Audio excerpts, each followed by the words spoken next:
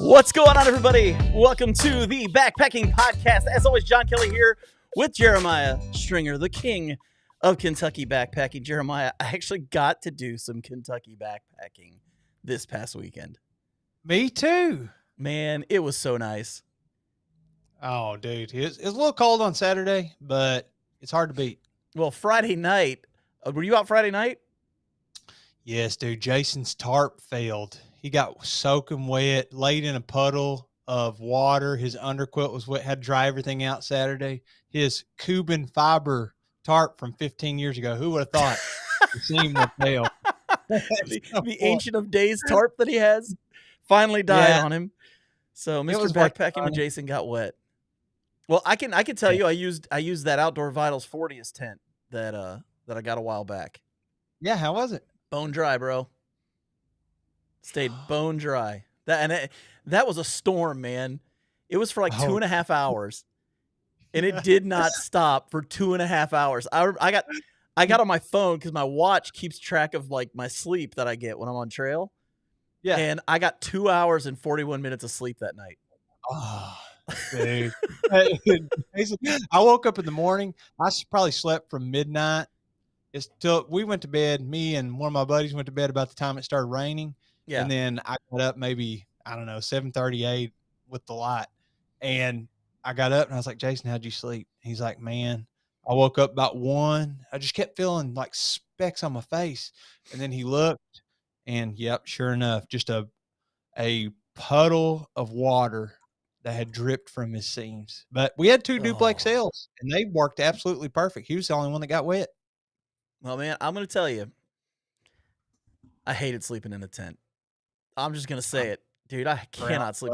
I sleep so bad. And I had to get up at 5:30 because we had to be on trail before 7 because my son had a t-ball game at home. So I had to get back in. Okay, and here's the kicker of all this. And then we're gonna get to the important stuff. But I got home at 9:30. Game was at 11. We had to have him there by 10:30 for the game. Yeah. On the way home, I get the text. Games are postponed 2 hours. Oh, you're praising the Lord. No, I wasn't. I could have slept 2 more hours. I got up at 5:30 and I didn't even have to. Did you take a little hour and a half nap? Oh, no, dude. At that point, I was up.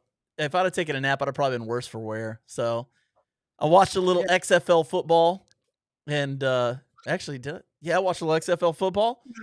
Went to my son's game. They got destroyed.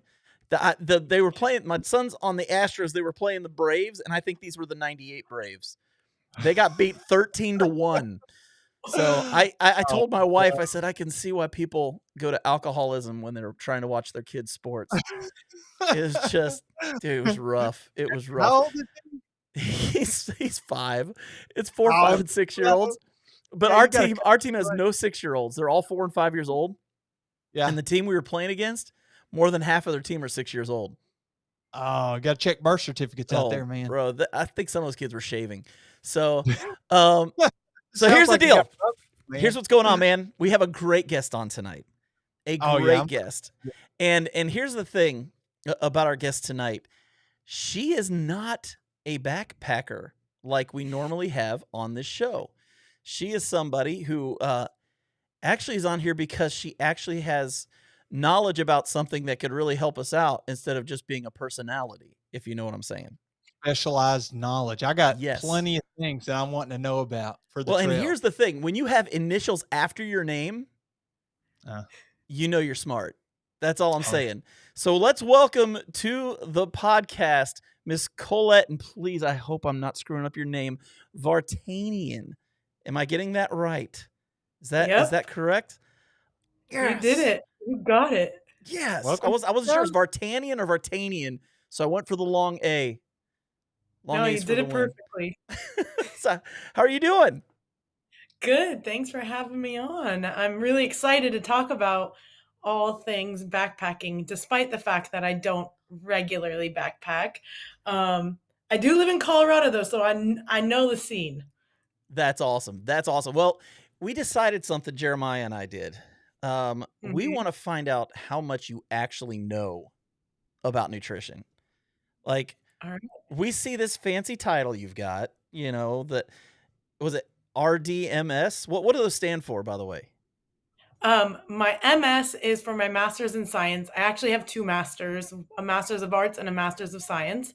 And then I also have the title RD, as in registered dietitian. So I am a degreed and certified registered dietitian. Okay, so here's the deal. We're going to find out what you really know. So we're Gosh, going to play a I little hope game. my degree really, really helps me out here. Well, I'll just forewarn you, Colette, that I also have an MS and I'm somewhat of an amateur expert in nutrition because I shed like 100 pounds over an 18-month period. So I have dialed in my nutrition, but I want you to help me dial it in more for the trail. So go ahead, John. Well, and here's the thing. Jeremiah is also a math teacher, so be scared. All right, here we go. Yeah. Here we go. We're going to play a little this or that.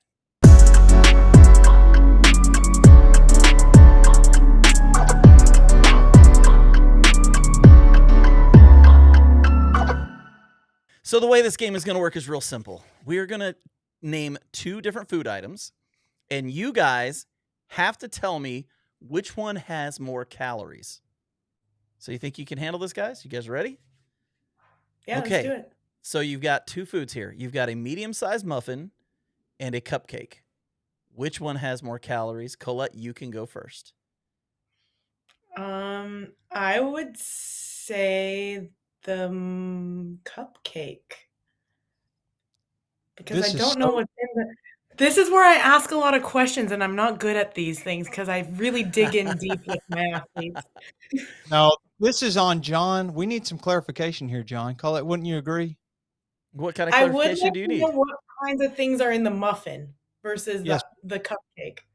What kind of muffin? How about a medium-sized blueberry muffin? And what kind of cupcake? Just your typical vanilla cupcake with vanilla icing. Yeah. Oh my gosh. I'll go blueberry muffin, actually. Okay. Jeremiah, what are you going to say? I'm the contrarian. I'm going to go with the cupcake just because that's the stereotypical sugar. It is the blueberry muffin. It's 300 plus calories versus 200 calories for a little cupcake. The only reason I know this is I took a flight last week and I bought a blueberry muffin at the airport, and I was surprised at how many calories were in it. And I was like, this is a great snack for athletes, actually. There we go. So Jeremiah, you're down 1-0 already. So this is just like normal. Okay. Next question. A 3.5 ounce sirloin or a cup of soybeans? Soybeans. You're going to say soybeans? I think I will as well. That is a very lean food. Are we both wrong? You were both correct. It is the soybeans. The soybeans come in at around 300 calories, and a 3.5 ounce sirloin is just a little less than 200 calories. So how about that one, huh? Jeremiah, you're only down by 1. You're on the board. Okay, Jeremiah. You're doing good. You got someone who really knows stuff, and Jeremiah's only down by 1, so that's good. Okay. Next question. Next one. A slice of pizza or an 8-piece basic sushi roll? Oh, man, that's so hard. Is it cheese pizza? Pepperoni. Pepperoni pizza. Is it just one slice. Pizza, or is it like a Domino's pizza? Let's go with Little Caesars. And we'll make it a cheese pizza. Little Caesars, it's a cheese pizza. I'm going to go with pizza. Okay. And I am going to tie it up with the sushi. It actually is the sushi roll. Whoa. A single piece of cheese pizza is 250 calories. A typical 8-piece sushi roll is 300 calories because 170 of those calories are rice. I love sushi. Check that one out. Jeremiah did tie it up. This is scary. I don't know if this has ever happened in the history of the Backpacking Podcast. So let's go to the next one, and that is 1 serving of tortilla chips or a mojito. Oh, man. 1 serving of tortilla chips is 170 calories approximately. How much is the mojito, Colette? How do you know that about tortilla chips? I like tortilla chips. So here's the thing about cutting weight. Like if you do all calorie counting for like 2 years, then, Yeah, that's true. unfortunately, I don't count everything. calories, so I have a I hard would time with some of this stuff. Um, I would say a mojito has more calories. I wanna say too. I think it has some sugar in there. Folks, you were Mhm. correct. The mojito is 200 calories, while one serving of tortilla chips is right around 150 to 175 calories. Alright. Mm. Well, I'm kind of nervous now because this is getting real, people. This is getting real. Yeah. We are Well, 3-3. It is 3-3. It is tied, and we have the final question. And okay, this one will determine who wins the Dietitian Award of the Year. I'm kidding. That's not what this means. So, okay, so the next one is 1 medium-sized avocado or 2 tablespoons of peanut butter. Oh, man. 2 Hmm. tablespoons of peanut I would both say have peanut butter.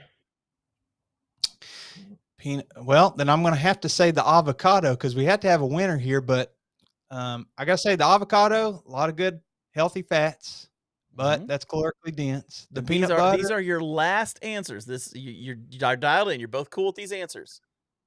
it's a lot of sugar I'm in I'm that gonna peanut butter. stick with my gut. You stick with your gut. The answer is an avocado. The Dang it, avocado I'm has really not good at this. 300 Uh, this is just a game. When we start actually having conversation, everybody's gonna be like, "Oh my god, Jeremiah knows nothing. He's got all these questions. Colette's just smoking questions." but an avocado is 300 calories, and 2 tablespoons of peanut butter is about 200 calories. Now, which one's more healthy? I can tell you that without even like blinking an eye. Like it's the avocado. But Yeah, but yeah. So that there you go, guys. Jeremiah, you actually won one of these. Now we good talked before job, the show started. Jeremiah. You're supposed to lose on purpose. I'm sorry. I had to pick It's opposite. it's okay. I I'll I'll make tell think you that what. I think that makes me feel very real because dietitians are very helpful tools, but they're not computers. They don't know Right. everything. So Right. Well, that's awesome. So okay. So there's our this or that for this week. We haven't done that in a while at Jeremiah. Yeah, We haven't could be put you over. on the spot in a long, long time. So let's see. Let's see if we got a few comments real quick. Okay, so this one, Jeremiah says, "What are the odds on Jeremiah having merch yet?"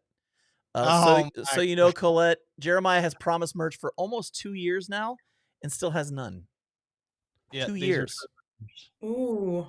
So Jeremiah hates his viewers, is what it comes Not down that's to. not true. He hates That's not. everybody that watches him. Well, Jeremiah, if you need help with merch, we probably can help you out with that. If you need some help getting that dialed in and put together, we probably could point you in the right direction so your fans are happy. Did you hear Wow, that, what? Jeremiah? Did you Yes, hear that's that? She's not just a serious. dietitian. She's like, I don't know, she's like a manager. Like you should Yeah, maybe hire her or something. Uh one-stop shop for success there. so here's just an interesting one that's up here. Did you all know that the last total solar eclipse in the US is for 20 years? Next visible solar eclipse in the US for 20 years is next March. Stuart Donald, that was the most random thing I have ever heard. I don't know why that's up there, but there it is. And then Pizza Ninja, who of course, he wants to comment. He wanted to know if it was a stuffed crust pizza when we were Oh, talking about it. love Mhm. stuff. So, and then Jeremiah got some props. He's got the dial in on the food. I like Mhm. to eat. Yeah, you I like do. to eat. Yeah, you That's what do. we're about to get into. Yes. Oh, this is funny. You're gonna love this last comment. Jeremiah winning is like the Washington Generals beating the Harlem Globetrotters.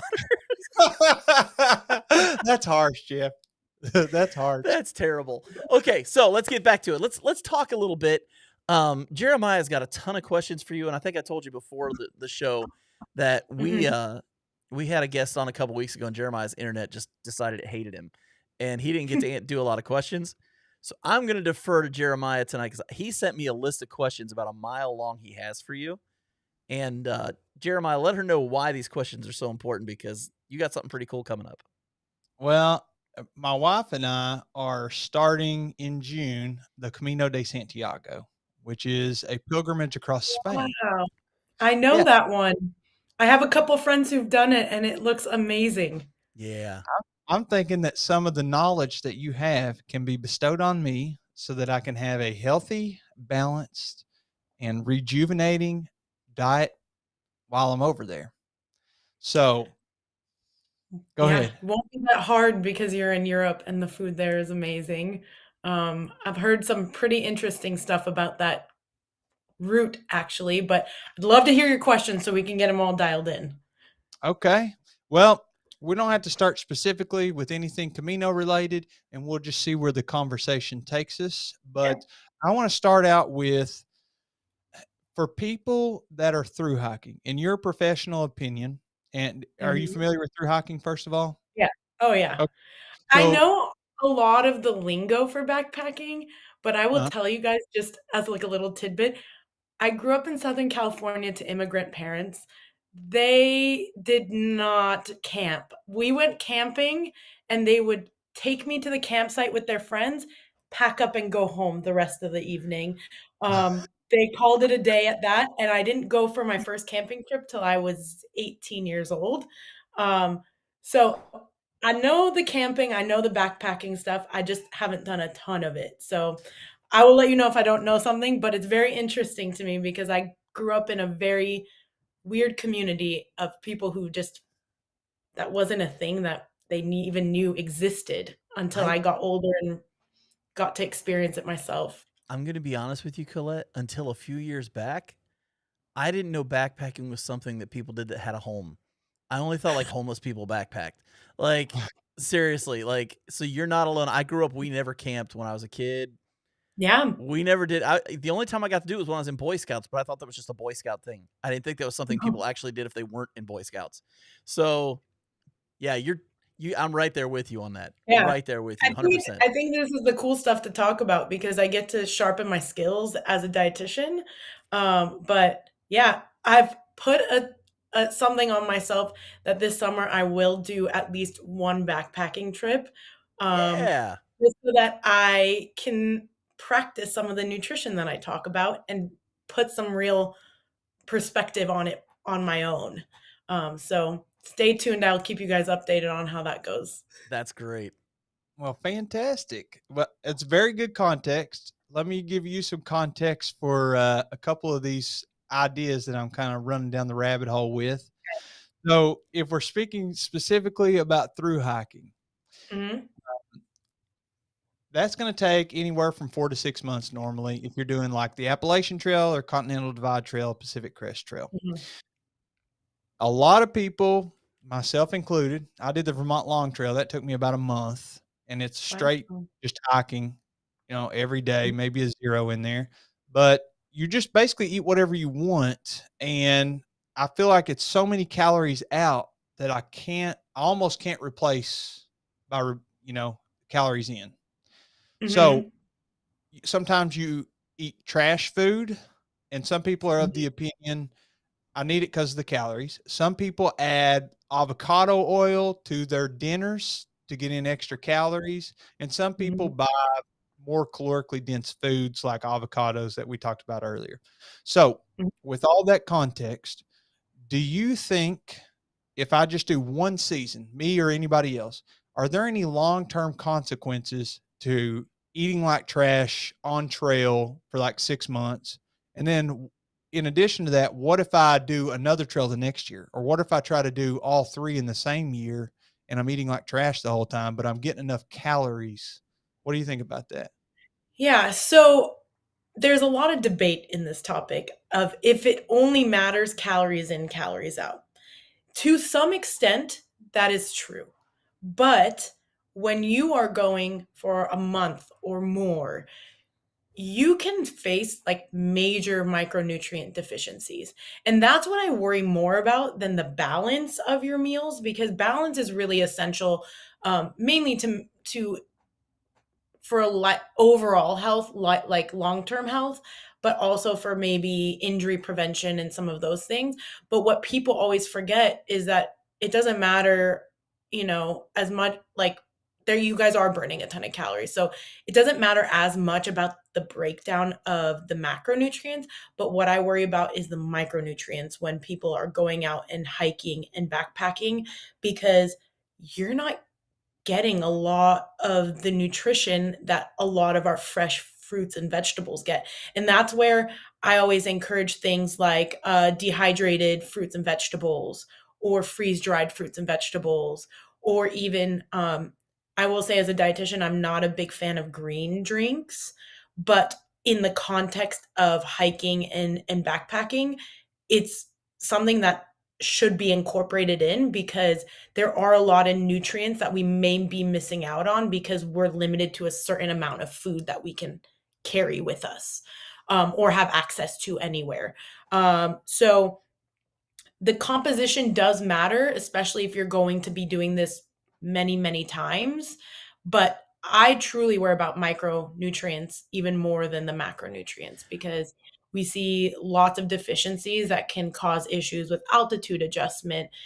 You can deal with hormonal issues after that point. You can deal with skin and hair issues if your micronutrients are not sufficient in your system. And so those have sometimes longer term health effects than if you don't get enough carbs or you don't get enough protein in a lot Well, of the let me ask you time. a question real quick. What can you explain to some of us what the difference is between micronutrition nutrients and macronutrients? What those are? Because Yeah. I can be So honest, don't know what that is. So I'm definitely very curious right now. yeah, so your macronutrients are your nutrients that are providing calories. So that's going to be your fat, your protein, and your carbohydrates. And actually, the funny thing is, the one macronutrient we don't really talk about, but is one, is alcohol. So alcohol is actually also a macronutrient, and it provides a certain amount of calories per gram. So all four of those are actually our macronutrients. And then our micronutrients are things like the minerals and vitamins that are found in our foods that we eat typically, and we have recommended amounts, but we everyone may be different depending on their age and their gender and all these different factors, but those are just as important as the macronutrients, but they just don't provide calories. Ah, that Okay. makes And sense. So does that mean okay? Sorry, I'm gonna because I'm still want to find a little more. So is something like a vitamin supplement something good to bring with you on trail to help offset some of that, or does that really help much? I would say a vitamin supplement or a greens drink or something that has some of those micronutrients is going to be helpful, especially if you're going longer than 2 weeks, really. Anything longer than 2 weeks, I'm like, you cannot make sure that you're not missing out on some of these nutrients that we typically need to be eating.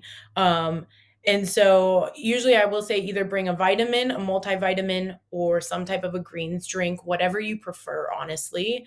Um, and I always encourage people, especially if you're doing this and you're going to be doing this more regularly, or you're planning on doing something for a big change in your life, go to your doctor and get your blood work tested and just make sure that you don't have any deficiencies before going into something like this, where Hmm. you're going to be gone for a long time and have very little medical care available. I So hadn't even thought of make that. sure That's a you're great not idea. deficient in anything. Make sure nothing is wrong before you go and do 6 months of trail work, because um, you could be deficient and it could affect your health. and when you say green drinks, are you specifically talking about products like athletic greens or something similar? Yeah, there's a lot of them on the market now. Athletic Greens is probably the most commonly asked product that I get, like, from a lot of my athletes. Um, I'll say it doesn't taste great, but I've it heard does that. the job. I've tried they have over 50 variations of Athletic Greens, and I've tried a couple of them. Uh, not my favorite, but I would get it down if I needed it. But I will say that there's other brands. Gnarly Nutrition also makes a green drink. All I say is that it should be third party certified, because you want to make sure that what is on that label is actually what's in the product. There are some other ones that are being marketed, like Bloom Nutrition and a couple others, that like they don't have enough uh, evidence for me or safety for me to make sure that they're a good supplement for athletes. And what's a few of the things that you're talking about specifically in these green drinks that people could be deficient in? So vitamin C, magnesium, potassium, a lot of the electrolytes will be in there. But also things like iron. You're gonna see things like I'm trying to think off the top of my head, calcium. And then also all our fruits and vegetables have colors, right? And all Mhm. the colors correspond to different vitamins and health benefits. So we want to make sure that our vitamins are also getting included by all the colors of the rainbow. And so a greens drink or fruits and vegetable drink will usually have all those micronutrients, even things like selenium and other small things that could affect hormone health are really important to make sure that you're keeping consistent that we may not get in all the everyday foods that we're eating on a trail. That's Okay. awesome. And That's awesome. Jeremy, we're actually getting some good comments. These are like not funny comments. We're actually getting good comments right now. well, So you going to bring some up? I want to revisit what she's talking about, but yeah, I'd love. this is going along with what she's talking about. So this is kind of cool. Like usually Yeah. we just get goofball comments because that's who we are, and Yeah, know we're our just having people are. fun. These are our people. You know, Nutrition is serious, guys. I'm just kidding. there are a couple funny ones, but Delta Safari said, when you're in town, eat plenty of veggies. If you get a burger, load it up with rabbit food. Yeah. Jeff Peters says there's a fantastic freeze-dried fruit and vegetable brand that's called Karen's Naturals. So Mm. that's interesting. Of course, we got Solo Outdoors who's excited because you just told him he could have beer. So he's happy. I said it's a macronutrient. I didn't say it's a healthy macronutrient.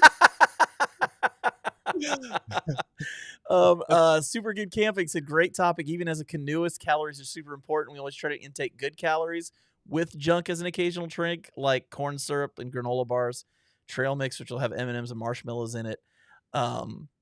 Greg Morton Outdoors, good buddy of the show. He takes multivitamins and joint care supplements on the trail. Yeah. And then the Pizza Ninja had to get this in there. Jeremiah should do the Mayor McCheese challenge on the Camino and only eat McDonald's. That would be awesome and totally against what we're talking about tonight. Yeah. Have you heard of the McDonald's challenge? I have heard of the McDonald's challenge. That Oh is, my God. it's So- nuts. That's terrible. And then the one more funny one here says, real question. Since I only eat pizza, is that bad? The calories are less than sushi from what I heard. So Pizza Ninja had to get a couple of them in there. So A callback. That's That's funny. funny. And I always I think some of these comments are great. Like, there is balance in everything that we do. Whether we're outside or inside, it doesn't matter. Our food should be balanced. There's no bad foods in my eyes. There's just foods that we shouldn't have all the time. And so when you think about that split when you're out on a trail, how can you eat well 80% of the time, but give yourself about 20% of lenience to maybe change things up or bring some stuff that's joyful? Because it is mentally challenging to be doing any type of activity for a long amount of time. Yep. So you got to find stuff that brings you joy. And so once in a while, some Skittles or M&Ms or fun food like pizzas and fries and stuff, not to say that they're not my top food on my list, but they are foods I allow myself to eat because balance is so much better for people than trying to do everything perfectly. We have more sustainability and more coherence to a plan if you are actually, thinking about how to make it more fun and add some enjoyment into your eating. Because eating can be a chore when you're burning a lot of calories. Mm-hmm. This kind of touches on something that I want to talk about at home versus the trail. So like sometimes whenever I'm on trail, you're burning so many calories. If you're hiking 15 miles with 20, 30 pounds on your back, I mean, it's so many calories, and I'm so much more lenient on myself with what I'm bringing that sometimes I wouldn't eat at home. But at the same time, I feel like not just me, but a lot of people across the U.S., maybe even the world, but I think a lot in the U.S. with how much diabetes and stuff that we have, people are very susceptible to eating disorders. So, I want to know, I dropped that 100 pounds, right? And I try to consistently eat well. in my caloric limits while balancing my macros, like you talked about. And I get labs done twice a year for Good. like my micronutrients. So I'm keeping an eye on that stuff. But is it better for you to, and this doesn't have to be binary, so you can elaborate, but is it Mhm. better to say, let me eat regular during the day, have normal food eating habits, and then after dinner, I eat some kind of dessert? So, like, I absolutely love anything chocolate. I also love like ice cream and things like cheesecake. And the So, what if chocolate you, thing is not like a minor thing here. Like Jeremiah will take Snicker bars and he always has chocolate when he goes oh, backpacking. So yes. So, yes. on trail versus at home, if we're talking at home, is it better to eat a dessert once a day every day? So maybe that's a piece of cake after dinner. Mhm. Maybe that's an ice cream cone, or it could be a s'mores. Who knows? Versus not eating at all, but then that makes you prone to binge eating on like a night that you're just bored and you're like, oh, I'm really craving some ice cream. But then you eat the whole 2 quarts of Ben and Jerry's, or maybe you eat a bunch of different stuff. So what would you suggest, or just abstaining totally? Yeah, I would say you should never abstain totally. There's no food that's that bad for you that you should completely eliminate. The only foods you should not eat are foods that are spoiled or foods you just don't like eating. Like those are my rules. Like that's I'll it. bet. So everything else, there is room for it in there. I prefer that eat every day a small amount Mhm, rather than try to fit it in on a cheat day or whatever it is that people like to call it. Um, Typically, if you're someone who feels like they're so compulsed to be eating sweets, like, or craving them all the time, or feeling like they're going in the pantry at night and they're getting chips or whatever it is that they really like and eating a large amount of it. mhm, Typically, I the first question I ask is, what's your eating like the rest of the day? Are you getting breakfast, lunch, and dinner in? Maybe a snack between lunch and dinner, because that's usually a time we spend a lot of time not eating. Are you eating every 3 to 4 hours? Because if that's the case, you you know, a little bit of a craving in the evening usually is just a sign of like, okay, maybe this is something I built into my routine. If you're someone who skips breakfast or skips lunch and then tries to make up for it by saying, "Oh my god, I don't understand why I have a sweet tooth. I eat a whole tub of ice cream every night." Typically, it's because your body is now trying to find a high calorie reward to mhm, fill in the gaps for the stuff that you didn't eat earlier in the day. And it's going to want the high calorie sweets and the high calorie munchies, mhm, mainly because it knows that you only have so much time before you sleep. So it wants to fit in as many calories as possible. And it's going to force you to kind of get that almost binge episode in. mhm, Um, because you've missed out on calories earlier. So, if you're someone who is like almost like binge eating at night, typically mhm, I go look at the rest of your diet. And if your rest of your diet is fine, have something small. If the rest of your diet is not good and you just didn't eat breakfast or didn't eat lunch and now you want to have a tub of ice cream, I'll say maybe find something more nutritious to fill in those calories because your body's asking for the right type of food. So that's kind of where my mind goes. There's no black and white answer to this because there's so much going on with nighttime eating habits. I will say there's no time that you have to cut yourself off from eating. If you are going to bed hungry, especially if you're on the trail, that is not a good sign. Do not go to bed hungry. That's when your body's doing its recovery.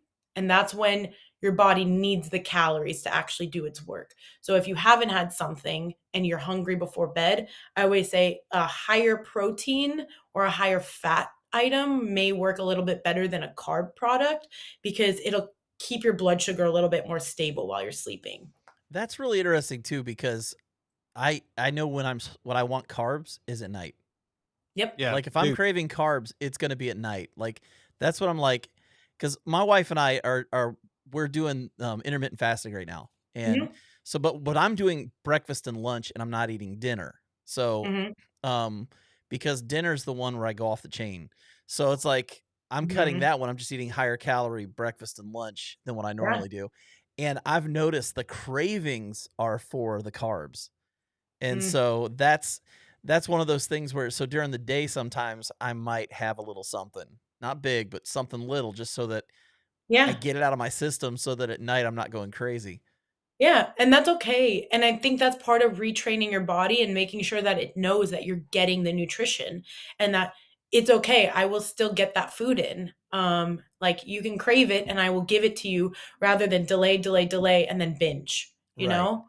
Right. Um, that's typically the healthier behavior out of the 2, is to just give yourself the satisfaction of having something, but you also have to put boundaries with stuff like that, and it's hard because we teach intuitive eating and we teach a lot of the healthy eating habits, and that takes a lot of time to get there. So I always say you have to give yourself a little grace, but you just still want to give yourself something.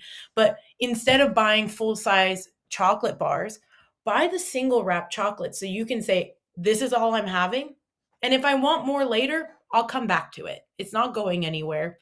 Abundance always allows us to be more self-regulated than when it's not around. So if you were a kid that grew up with no food, junk food in the house, you were the kid that was running over to the neighbor's house and eating all the junk food at their house because Yeah. you didn't have it. You went overboard. But the kids who had junk food in their house, they're like, why are you coming over here? I want to go to your house where you have fruits and vegetables. Yeah, yeah. Well, there's a topic that got quite a few comments on here. We'll throw some up on the screen real quick, Yeah. and then I'll let you kind of talk about this a little bit. It says, "I am 100% dependent on electrolytes while on trail," Hmm. and Good. then electrolytes have been a lifesaver in regard to cramps for me. If I'm not drinking electrolytes, I'm cramping by 10 a.m. And on the AT, I viewed fresh fruit or an avocado as a treat more than candy or junk food. I ended up craving fruit. So Oh, amazing. let's You're wel talk a little about this electrolyte stuff. Like, Yeah. what is the big benefit? You see all these like water treatment things that people can get to put in their food or in their drinks. Mhm. Um, what do those electrolytes do? Yeah, and Yeah, what are the so electrolytes? Yeah, yeah, this is a great question. So, I guess my credentials to back this one up is that I work at Skratch Labs and I basically spend all day talking about hydration. And we make a hydration drink, but I think that I love our product, but I will say that there are so many different products for everyone out there. So find the one that you like. But these are the kinds of things that I think about when I'm looking for a sports nutrition drink product. First things first is your sweat is not just water. So you should not just be drinking water all the time. You are losing a lot of electrolytes in your sweat. And the amount you sweat is dependent on a bunch of things. How much clothes you're wearing, what's the temperature outside, what's the humidity. All these different factors kind of play into how much you sweat, but what is in your sweat is genetic. Your mom and dad passed it down to you and it's not changing. It's like a t-shirt size that you are stuck with for the rest of your life. And so you can be on the lower end at 300 milligrams per liter, or you can be on the higher end of 2,500 milligrams per liter of sweat. So people are very all over the place. And that's why sports nutrition products and like sports drinks, especially, are kind of confusing because they're targeting all different kinds of people. Could I Um, interrupt you for just a second on the yeah, milligrams per liter? What yeah. can you elaborate a little? Milligrams of what per liter? Sodium. So let's say this is a half liter bottle, right? So if you had two of these side by side, that would be about a liter. And Yeah. so in 2 liters of your sweat, you will sweat out about uh 300 to 3,000 ish milligrams of sodium. Everyone's different. Their number is genetic, and that's what's passed down to them. So every liter of sweat, you're losing a significant amount of sodium. Mhm. What we know is that 90% of your electrolytes lost in sweat is sodium. The other electrolytes are calcium, magnesium, potassium, um, and chloride. And those other ones are getting lost, but at such a small amount. Therefore, they're important to replace, but most of the time we're replacing them in our food. So Mm. they're not as much of the focus when you're picking a sports drink. Nowadays, there's ways to test what your sweat composition is. There's wearables, but there's also in-home tests. There's also in lab tests that I perform all the time. But what we need to know in a sports drink is that, first of all, there's water. So it's going into a fluid, or you're drinking a good amount of fluid with it. Electrolytes will do nothing if you don't add water. The whole point of the electrolytes is to hold on to the fluid that we're drinking. So if you're taking salt tabs and you're not drinking water with them, you are not hydrating. You are just adding more salt into your diet, and it's not really helping. But what you want to look for is fluid. You want to look for a certain amount of sodium. On average, what we're seeing with research is that most people are sweating somewhere between 800 to 1,000 milligrams per liter. When you look at a nutrition facts label, that's somewhere between I would say 350 and 500 milligrams of sodium in a liter.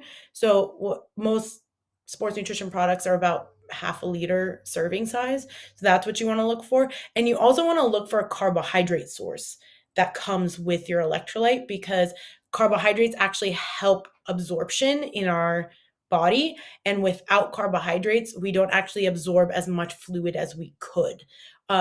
So either whether you eat it or it's in the mix that you're drinking, you need some sort of carbohydrate source with your electrolytes to make sure that you are absorbing the max amount. Like sugar. Especially when you're out on a trail, you want to maximize. You only bring, obviously, a lot of people have like the life straws and the bottles and stuff that can convert water to be fresh drinking water, but you want to maximize the amount of water that you are drinking. So make sure you're getting the right stuff in there. Okay, well, you said the different companies are kind of all over the place on what they put in there. Mhm. Most are using the Yep. same 4 or 5 electrolytes, but like you work for Skratch, and I did Uh-huh. a couple of sponsor videos for Element, which is just Mhm. a like liquid IV, and Mhm. theirs has 1,000 milligrams of sodium, 200 milligrams of potassium, and 60 milligrams of magnesium. Mhm. And I have a small YouTube channel, but I posted this this video on there where Element was the sponsor, and I got a lot of comments that were like 1,000 milligrams of sodium per packet. Like, there's no way I can consume this. That's way too much sodium. It's causing me to, like, people take fluid pills to get rid of fluid, and they're like, the sodium's Mhm. making me, it'll make me swell up, blah, blah, blah. Mhm. So are you saying, and I don't want to put words in your mouth, but are you saying that you do need those appropriate amounts of sodium, and it could be in the drink mix or in food? Yeah, so I will say that different sports drink companies are going to make different sodium amounts. Most of the time, the other electrolytes are pretty fairly even. But I will say in the sports drink world, there's coconut water based sports drinks. I will say forever for most endurance athletes, that is not a safe choice. Too much potassium can cause some issues with hydration. Sodium and potassium are basically built on a pump that pushes fluid back and forth between our cells. Too much potassium uh, can make your cells burst. So if That you're that doing a sounds lot of awful. potassium, yeah. So if you're doing a lot of potassium, that's actually also not better for you. Coconut water is a great hydrator outside of exercise. I always say if you want something refreshing to hydrate with, if it's a hot day and you're sitting on a beach, have some coconut water, sprinkle a little salt and some lime in it, you're good. When you're exercising, though, you're losing a lot of salt. So whatever you're drinking needs to be more salt. And in that case, also, the variance of how much salt is going to be in there is going to just depend on the product. So, like Gatorade is on the lower end, whereas Element is on the higher end. Mm. And it really depends on how much salt you sweat out for you to be able to replace that. So, for someone who may say, like, this makes me really bloated, it's probably because you don't sweat out a lot of salt or you're not sweating a lot. And therefore, it's getting held on because you're not losing it as quickly as you should be. So if you're someone who is not a super salty sweater, Element may not be the best one for you. But if you are, it could be a life changer for you. So that's why I think there's so many polarizing opinions on hydration, because we're so specific. Every single person has a different number, and it's so genetic that, and we don't have enough testing for it. I mean, thankfully now there's better testing, but a lot of us walk around blind, have no idea how much salt is in our sweat. Therefore, we just pick whatever up that everyone else is drinking, and it may not work for us. That's great stuff, because it just sounds like everything's case by case. Like Yeah. even Nutrition is I'm not sitting here one with this. I'm sitting here with this thing of Skratch Labs drink Yeah. mix, and you're saying it's got a lot of sodium in it. I'm sitting here thinking I'm not even sweating right now. I probably shouldn't be drinking this because I don't really need that much sodium right now. So there's some truth to that. I will say you don't need a lot of sodium outside of exercise, but if you're preparing for something that's going to be really hot or really humid, so like let's say you're traveling to go and backpack somewhere, I definitely will say that you may want to preload a couple days with electrolytes to make sure you're well hydrated. But for the day to day, that's interesting. if you're not spending a ton of time sweating, you probably don't need it. Save it for this for when you are sweating, but then also, or if you're dehydrated. But for the most part, if you're going somewhere hot and humid, I will say start hydrating about 2 days before, just so you can make sure you're well hydrated. That is really interesting. Jeremiah was a couple years, I guess it's almost 3 years ago now, but we went on a trip. It was 90 some odd degrees outside. The humidity was 95+% humidity. And I dehydrated and almost had a heat stroke. Like, it was bad. Oh, no. My body temperature jumped up to 102, and it didn't come down Ooh. for almost 2 days. And I ended up coming off the trail, obviously, from that. And with you saying that, I'm sitting here thinking to myself, I wonder if that was something I could have avoided had I known, what you're talking about right now, of preparing for that, knowing that in 2 days I'm going to be hiking, it's going to be stupid hot, I'm going to sweat like a stuck pig, and I need to make sure I've got enough stuff in me to be able to handle it. That's a It great definitely tip. helps. It definitely helps a lot. I would say drink 1 or 2 of them a day leading up to a hotter, more humid trip. It really does help a lot. The night before, I even do a saltier mix. So we have a hyperhydration or a high sodium hydration that has like 3,500 milligrams per liter. That's as salty as your blood. I bring that sometimes as like a rescue product. It's as good as an IV would be potentially. It is a rapid rehydrator. But also I use it pre-hydrating when it's really hot so that I don't have to worry about, am I starting the day hydrated or not? The other thing is with heat, you also may want to consider doing some heat acclimatization. So do some sauna work, get in a hot shower after a workout, do some of that stuff. If you know you're going to be going somewhere where it's really hot and you're not used to those temps, doing the heat training is just as good as hydrating. You need to be prepared for the heat, especially if it's something that you don't live in regularly. That's great. We got a question. This is an interesting Yeah. one. I just want to throw it up here, and this is from a good friend of ours, Miyagi on the trail. He said, "I'd like to hear her thoughts on using aluminum cookware and the potential ramifications, if any, of absorbing aluminum in the body." I have, to be honest, not heard anything about this at all. It may be something that I look into and get back to you guys so you can report back to Miyagi, because I have not heard anything, and I'm happy to do a little bit of digging to be educated on this. A lot of times, obviously, for like ultralight stuff, I mean, you're not bringing a cast iron skillet with you because that would be No. ridiculous. Yeah. But if you're doing regular camping or on a trail or stuff, I usually really do recommend cast iron skillets because, especially if you're in altitude, getting extra iron in is really helpful. But I've never heard anything about aluminum cookware, so I'm definitely going to look into that and give you guys some answers because obviously we want people feeling the safest they can for their bodies because long-term health is just as important as what we're doing now for our health. Yeah. I want to revisit something that you mentioned a few minutes ago, and I think you kind of described it as a harmony between potassium and sodium and pumping water back and forth between cells. So, just for the fun of it, can you tell me what the manifestation would look like if your sodium or your potassium, excuse me, was way too high? We're talking worst case scenario, potassium overload, and those Like, as cells. in symptoms? Yeah, what's that? How does that manifest physically? I don't think you'll be able to tell. It would happen like immediately.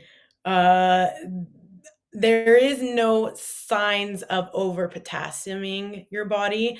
There are signs for doing too much sodium or not enough sodium. That's a really good one because potassium is pretty sneaky. You're not going to get any signs or symptoms that you're low in potassium, from what I know. High Hence or why low? it's interesting because Dr. Lim actually told me this, our founder. He said, he told me, he's like, if someone was really trying to, off somebody, they may try to dose them with very high amounts of potassium because it's very hard to tell until it's too late that this happens. So it's not something that we as dietitians can diagnose in somebody. We would have to look at their blood levels to be able to see it. But with sodium, typically we can see if someone's overdone it or underdone it a lot by urine color. And another way is also by just signs and symptoms. So if you oversalt things, you may not go to the bathroom as often. You may get some of the same symptoms of dehydration, but if you feel like you're drinking and drinking and drinking and you're not getting hydrated, typically you probably have overdone the salt. Or it's not enough at all. Like if you put no salt in there, you'll be able to tell that. But a lot of times urine color is my best friend when it comes to detecting this stuff. Your pee should never be clear because that means you're drinking too much water, not enough electrolytes. And if your pee is dark, like a darker yellow, not a lemonade yellow, that usually means too much electrolytes, and not enough water. What's the healthy shade of pee look like? Light lemonade, like Chick-fil-A lemonade. Okay. And just for She clarification, went with the Jesus chicken on that one. right? That's another. I'm like, everybody knows what Chick-fil-A lemonade looks like. You see it the minute you walk in that place. Yep. So just for a couple pieces of clarification, because I want to make sure I got this right. Okay. Low potassium intake, it's getting too low, definitely has physical symptoms that are diagnosable, right? Yep. Okay. But high potassium, you said you wouldn't notice, but Yeah. I assume that something's going to happen. You're either going to be hospitalized and they're going to run blood work, or you're going to die. So Yeah. So That's if you not have good too options. much potassium, it is time to go to the hospital. But potassium deficiency, honestly, sometimes like to me, I'm like, some of this stuff is really hard. Usually we know that there's some sort of an electrolyte indifference somewhere there. Like we know something is wrong, we just don't know which electrolyte, because sodium and potassium kind of do this dance the whole time. They're making sure everything is going right. And if there's not enough of either of those, you're going to get signs of, and most of the signs look like dehydration.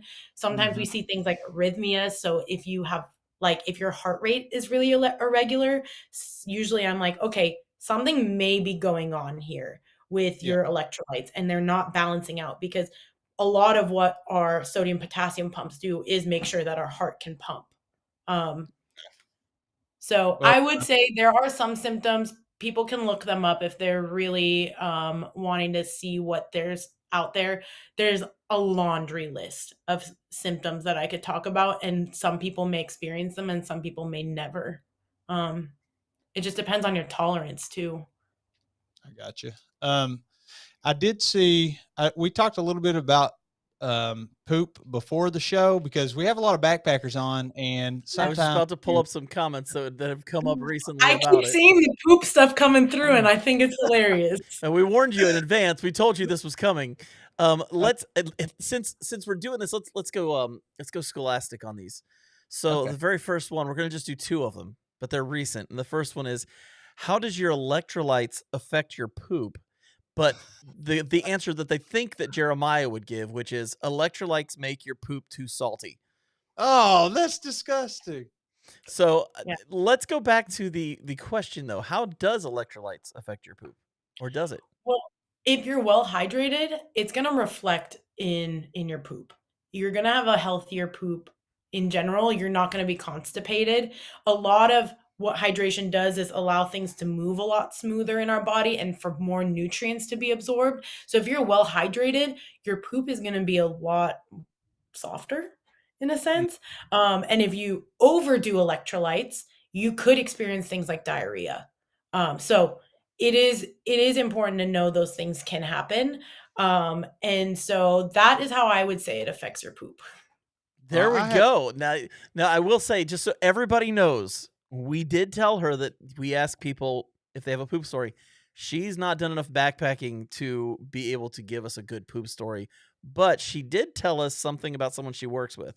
So you want Yeah, to give so that knowledge to everybody. yeah. So Dr. Lim, our co-founder of our company, he's an exercise physiologist, and he has been all over the world working with athletes. He actually worked on the tour for cycling for many, many years, and he has a very scientific thought on this, and that there is, when you're an athlete, you are probably going to poop your pants at least once. He says that you have one poop every Olympic cycle that you can poop your pants.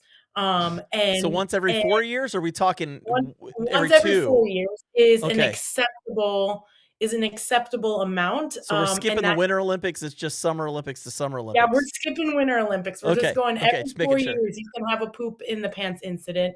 And he also talks about accidental poop your pants moments and like intentional poop your pants moments.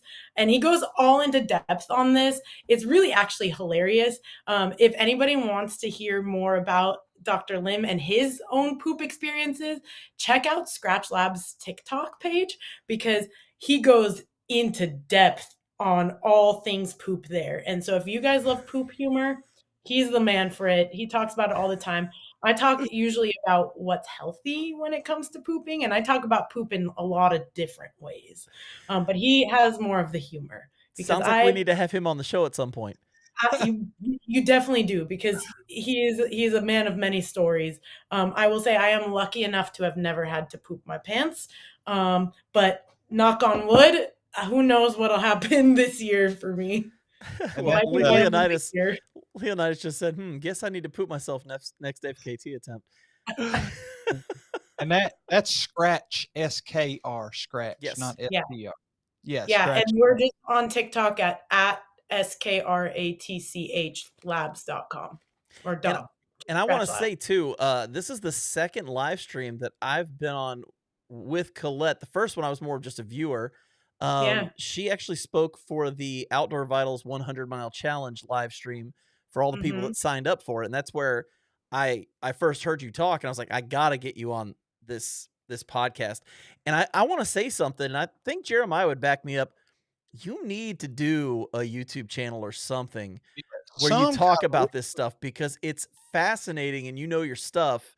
Even though Jeremiah did beat you on the calorie challenge. I have all these questions, and we did one. That means at some point, if you'll grace us with your presence again, there's so many things I'm curious about that I want to come back. And or what we could even do is, let's do a session live between me and you and get to run through all your questions. There it is. There it is. That needs to happen. I'm telling you, like, you need to be doing more stuff online, because you've got the personality for it. You're easy to talk to. I'm telling you, it needs to happen. It needs to happen. Colette, what's the best way for people to find you? You're very hard to find online. Yeah, I am. I kind of stay in the background. I'm here to support athletes, not to be the superstar in a lot of this stuff.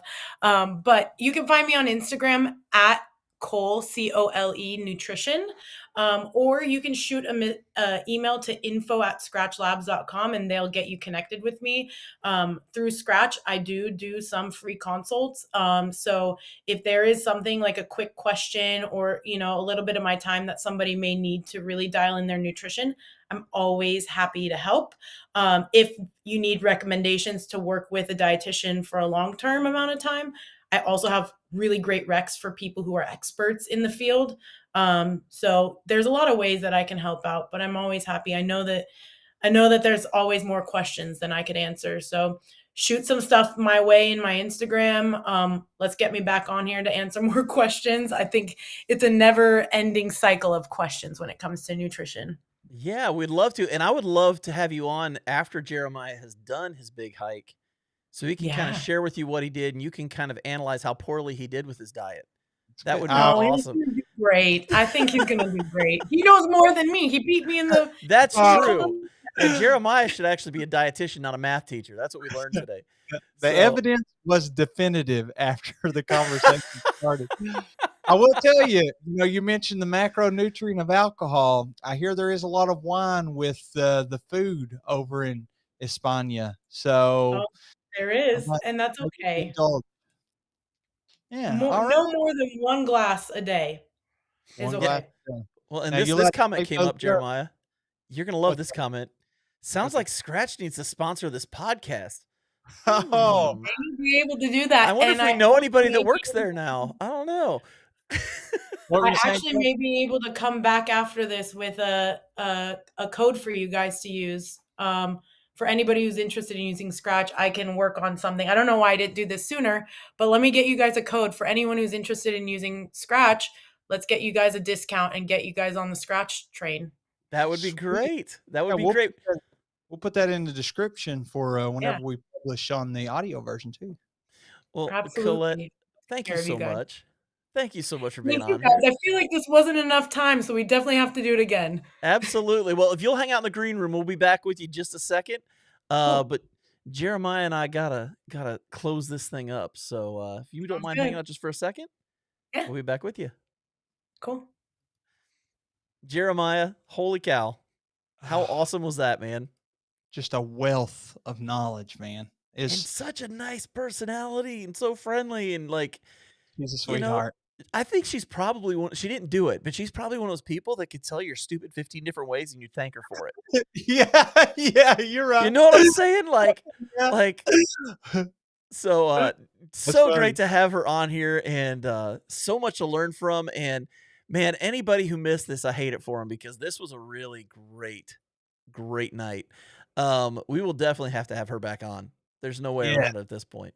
And looking into the future, next Monday, you know who we get to hang out with for our last live stream of the season. Then I'm on summer break to España. We are having a dream guest on next week, and Miyagi's the other guy. It's gonna be Miyagi's a dream guest. But let's be honest. We're gonna have somebody on this live stream that most people just don't get to have on a live stream. It'd be very interesting, man. And to hear the stories of how this came about, I can't overstate how excited I am. Now, have you hiked with him yet? No, never met him in person, only FaceTime. I have. And he is I'm telling you, this guy is one of the kindest, most gentle, yet ridiculously crazy people you will ever hear of in your entire life. His name is Milos, and that is it. It's just Milos. And if you've watched any Miyagi on the Trail videos, be prepared for a wild ride next week. We're talking Shug level crazy. This could be a lot of fun. And this might be one of the few episodes where we tell you, please don't have your kids watching with you. It doesn't happen often, but this might be one of those episodes. I might have to do a little editing on the audio version. We'll see. Yeah, we'll see what happens. But next week, we've got Miyagi and Milos on here. Two great friends, two just really fun guys. And I guarantee it's going to be a laugh fest the entire time. Oh, yeah, dude. And tonight, super fun as well. A different avenue that we got to explore. And I can't wait because there's so many. When it comes to nutrition, like she said, it's an endless cycle of questions that you could ask. So yeah. I'm excited. I am too, man. We're getting a lot of good comments. Everybody said they loved the episode. So thank you for tuning in. As always, for myself and Jeremiah, we're so thankful you guys tuned into the Backpacking Podcast. We will catch you on the next one. Adios, folks.